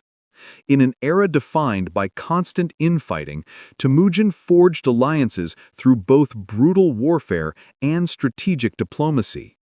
He was a master of military tactics, utilizing his cavalry to devastating effect. His hit-and-run raids, feigned retreats, and ability to adapt his forces to the geography of battle were revolutionary. He revolutionized the use of psychological warfare, striking fear into his enemies long before the battle began. Genghis Khan's conquest of Central Asia, China, and the Middle East was swift and ruthless.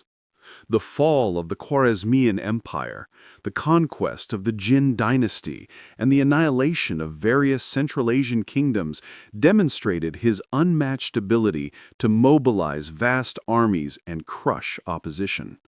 Yet Genghis Khan's vision was more than just conquest. He sought to unite the world under a single rule, a visionary peace that would transcend borders and create stability for the people within his vast empire. What made his military genius so effective was his understanding of logistics, intelligence, and communication. He established an extensive network of spies, gathering intelligence that allowed him to make informed decisions, often striking when and where his enemies least expected it. He was also keenly aware that the Mongol success could only be sustained if the empire was stable, and this stability, his most significant contribution, was embodied in the Pax Mongolica, a peace forged through his conquests that would reshape the Silk Road and the very nature of trade across Eurasia. When Genghis Khan died in 1227, the empire he built stretched from China to Eastern Europe, creating a unified territory unparalleled in history. Under his successors, the Pax Mongolica was established, a period of peace and security that allowed trade and cultural exchange to flourish across the vast expanse of the Mongol Empire.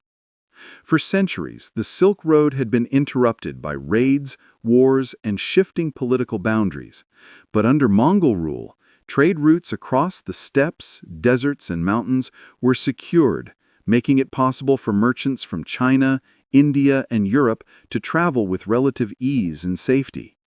The Mongol Empire built and maintained key infrastructure, including roads and bridges, which connected far-flung regions. One of the most groundbreaking innovations of the Mongol Empire was the Yam postal system. This network of relay stations and mounted couriers allowed for the rapid exchange of information, ensuring that messages and commands could travel quickly across the empire. This system not only enhanced military coordination, but also facilitated the free flow of goods and ideas. For merchants, this meant the safe passage of goods such as silk, spices, precious metals, and luxury items. Mongol rule also brought about the elimination of banditry along trade routes. The Mongol military, once feared for its conquests, now became a protector of the Silk Road. They actively worked to prevent theft and ensure safe passage for traders. This protection allowed commerce to thrive, as merchants could travel across Central Asia, Persia, and Europe without fear of sudden raids. The stability and security created by the Pax Mongolica opened the doors for an explosion of economic activity, with the Silk Road becoming a true global marketplace. Under the Mongols, trade flourished as never before. The stability of the Pax Mongolica allowed merchants to travel across vast territories, facilitating the movement of goods, ideas, and people. The Mongols actively encouraged cross-cultural exchange, understanding that the prosperity of their empire relied on the continuous flow of trade between East and West. The Mongol rulers were keenly aware of the economic benefits that came with facilitating trade. Under their rule, the Silk Road became a global network connecting China, India, the Middle East, and even parts of Europe. Precious goods such as Chinese silk, Persian carpets, and Indian spices flowed westward, while Roman glassware, wine, and metalwork traveled east. This exchange didn't just move goods, it moved ideas, technologies, and cultures. The Mongols also promoted financial innovation. They introduced paper currency as a means of facilitating trade, a practice that had already been used in China but was adopted empire-wide under Mongol rule. This form of currency allowed merchants to avoid carrying heavy metal coins over vast distances, making transactions easier and more efficient. The Mongols also encouraged the development of banking systems, helping to standardize currency exchange and creating a financial infrastructure that supported the rapid movement of goods across the empire. Culturally, the Mongols promoted religious tolerance and intellectual exchange. The empire's embrace of diverse religions, including Buddhism, Islam, Christianity, and shamanism, allowed for an unprecedented exchange of ideas. Scholars, scientists, and artists traveled freely across the empire, bringing with them new knowledge and innovations. The Chinese printing press, gunpowder, and the compass spread across the empire, reaching Europe and forever changing the course of history. The legacy of Genghis Khan and the Pax Mongolica is profound. Genghis Khan's vision for a unified empire created the conditions for the flourishing of the Silk Road. Under his rule, the Mongol Empire transformed from a disparate group of tribes into the largest contiguous land empire the world has ever seen. The Pax Mongolica ensured that the world was more connected than ever before, making it possible for goods, ideas, and cultures to move freely across Eurasia. The Mongol Empire's influence on global trade, culture, and intellectual exchange is still felt today. It was an era of unprecedented prosperity, innovation, and cultural diffusion, shaping the trajectory of the ancient and medieval worlds. Genghis Khan's ability to unify and secure vast territories through military genius and a visionary sense of governance set the stage for a period of peace and flourishing that would lay the foundation for the modern interconnected world. The Mongol Empire, which had once unified much of Asia and Europe under a single rule, was a beacon of stability and prosperity for the Silk Road during its apex. However, as with many empires throughout history, the Mongols' unity proved to be fragile. After the death of Genghis Khan in 1227, the mighty empire he forged began to splinter into separate khanates, each ruled by his descendants. This division would have profound consequences, not just for the Mongols, but for the entire Silk Road. Following the death of Genghis Khan, his successors inherited an empire that was larger than any in history, but their ability to maintain control over such vast lands was compromised. The Mongol Empire was divided into 4 major khanates: the Golden Horde in the northwest, the Ilkhanate in Persia, the Chagatai Khanate in Central Asia, and the Han Dynasty in China. Though they shared a common origin, these khanates often pursued conflicting agendas, leading to political fragmentation. This division had immediate consequences for the Silk Road. Under Genghis Khan, the empire's unified rule had ensured the protection of trade routes, allowing merchants to traverse the steppe, the deserts, and the mountains in relative safety. However, as the khanates became more independent, they could no longer guarantee the same level of security. Border conflicts between the khanates were common, and local warlords often disrupted trade routes with impunity. The Golden Horde's frequent invasions into the territories of the Ilkhanate and the Chagatai Khanate's internal strife led to significant disruption of trade flows. The Yuan dynasty in China, while initially active in supporting trade, increasingly focused on internal concerns. The Mongol government began to lose its former unity, and as resources were diverted to control domestic unrest, the Silk Road's security weakened further. Banditry and hostile states along trade routes re-emerged, creating a less stable environment for merchants and travelers. The disintegration of the Mongol Empire's cohesiveness marked the beginning of a long, slow decline for the once thriving Silk Road. While the Mongol Empire fragmented, new powers arose to dominate the remnants of the Silk Road. Perhaps the most significant of these was the Ottoman Empire, which grew in power over the next few centuries, securing key trade routes between Europe, Asia, and Africa. The Ottomans, under rulers like Suleiman the Magnificent, controlled the eastern Mediterranean and the vital passageways that connected the East and West. Their control of Constantinople, modern-day Istanbul, allowed them to control the Bosporus Strait, a critical waterway for merchants. As the Ottomans imposed taxes and tariffs on goods passing through their lands, they effectively became the gatekeepers of trade between Europe and Asia. While this provided the Ottomans with immense wealth, it also restricted European access to lucrative Eastern goods. At the same time, in China, the Ming Dynasty, 1368 to 1644, was consolidating power. While the Ming rulers were successful in stabilizing China's internal borders, they increasingly turned inward, focusing on domestic concerns such as agricultural reform, population growth, and political consolidation. The Ming's focus on isolationism in the 15th century, particularly under Emperor Yongle, meant that China became more self-sufficient and less reliant on the overland Silk Road for trade. The Ming were keen to limit foreign influence, resulting in a decline in China's participation in global commerce and a significant reduction in the use of the traditional Silk Road trade routes.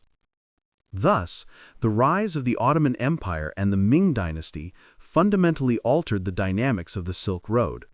While the Ottomans provided security along key routes in the Middle East, their monopoly on trade also created new barriers for European merchants. Meanwhile, the Ming Dynasty's isolationism shifted global trade patterns, pushing Europeans to seek new maritime routes. As the Ottomans and Ming Dynasty reshaped the political landscape, the age of exploration was dawning. European powers, eager to bypass the Ottoman and Ming restrictions, turned their attention to sea-based trade routes. This marked a fundamental shift in global commerce. The Portuguese explorer Vasco da Gama was one of the first to chart a sea route to India by sailing around Africa's Cape of Good Hope in 1498. His success was a watershed moment, opening a direct maritime link between Europe and the Indian Ocean trade networks, bypassing the Ottomans and the traditional Silk Road. The Portuguese established key trade outposts in Africa and India, securing lucrative spices and silk without needing to rely on the overland routes that had once been the backbone of the Silk Road.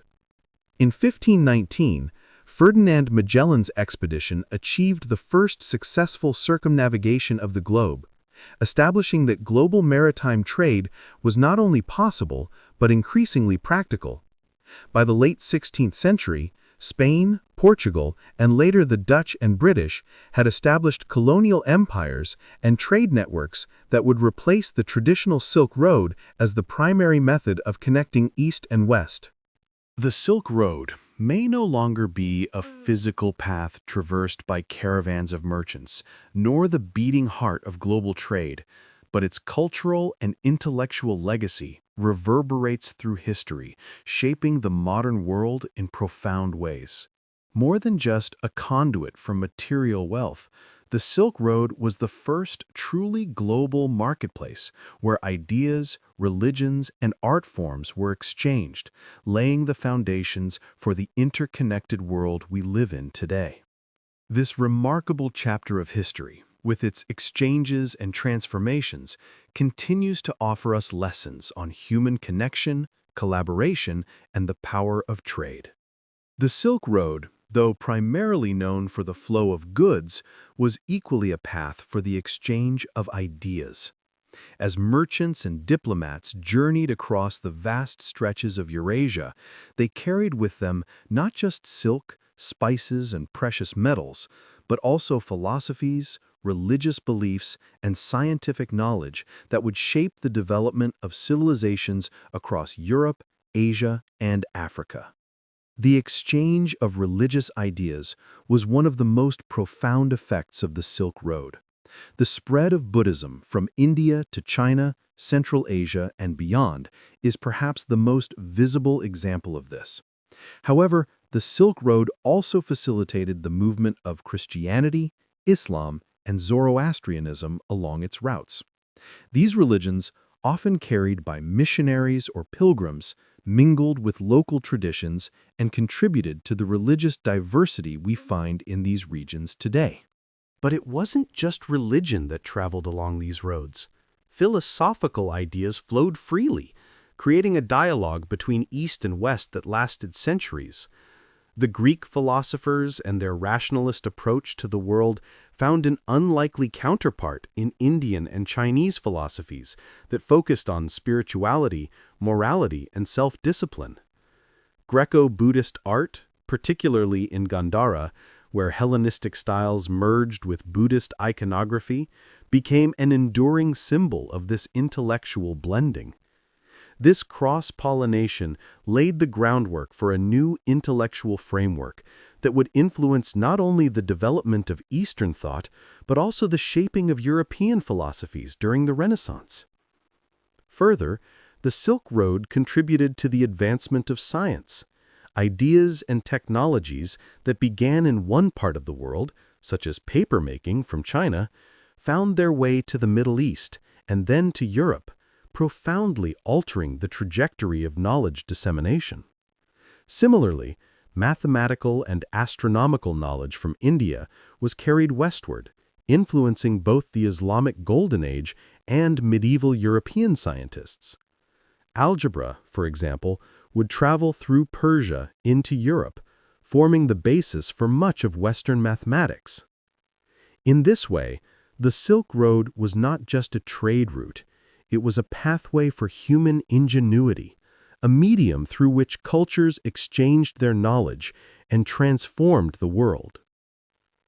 Though the overland Silk Road eventually declined, its influence is deeply embedded in the modern global trade network. In many ways, today's globalization can trace its origins back to the foundational principles of the ancient trade routes that connected East and West. The Silk Road was the first truly global economic system, and it set the stage for the interconnected world we now inhabit. One of the primary legacies of the Silk Road was the movement of goods across vast distances, which laid the groundwork for today's global supply chains. Modern shipping lanes, air transport, and the digital networks that facilitate trade today mirror the ancient systems of logistics and commerce that were developed along the Silk Road. The same basic principles that govern trade in silk, spices, and precious metals still apply to the way goods and services are exchanged globally today. The Silk Road's legacy is also evident in the way economic systems are structured today. Ancient traders developed systems of currency exchange, and the Mongols, through their use of paper money, contributed to the idea of a unified global currency system. These economic innovations, combined with the rise of international banking and global corporations, show that the Silk Road's system of economic interconnectedness laid the foundations for modern capitalism. Moreover, the Silk Road's impact on culture has been mirrored by today's global cultural exchanges. Just as goods, people, and ideas traveled along ancient trade routes, today's global trade allows for the exchange of culture, from Hollywood movies to music, food, and fashion. Globalization, though powered by modern technology, is conceptually similar to the cultural flows that first emerged along the Silk Road. The Silk Road remains one of the most significant chapters in human history because it was the first time that different civilizations interacted and exchanged goods, ideas, and technologies on a truly global scale. Its legacy is not just about the material wealth it generated, but the human connections it fostered. Connections that continue to shape the modern world. Today, as we reflect on the Silk Road, we see not only the rise and fall of empires, but also the enduring spirit of cultural exchange that continues to unite diverse peoples across the globe. The Silk Road teaches us that trade is more than the mere exchange of goods, it's the exchange of ideas, values, and human experiences. The Silk Road was a bridge between civilizations, and in many ways, it remains a powerful symbol of human progress. The lessons of the Silk Road still hold relevance today, in a world increasingly interconnected, yet still often divided. The Silk Road shows us the power of cultural exchange and collaboration across borders. It reminds us that despite differences in culture, religion, and language, trade and the sharing of ideas can bring us closer together. In the end, the Silk Road was not simply about the goods that passed through, it was about the connections that were formed, the ideas that were shared, and the enduring legacy of human curiosity and connection. It is a story of the ways we come together as a global community to learn from and enrich one another. A story that continues to unfold today. Thank you for watching this story until the end. If you found this one captivating, you're in for a treat with the next one. It's just as fascinating, if not more, than you could ever imagine. Don't miss out. Click on the image on your screen now to dive into the next adventure.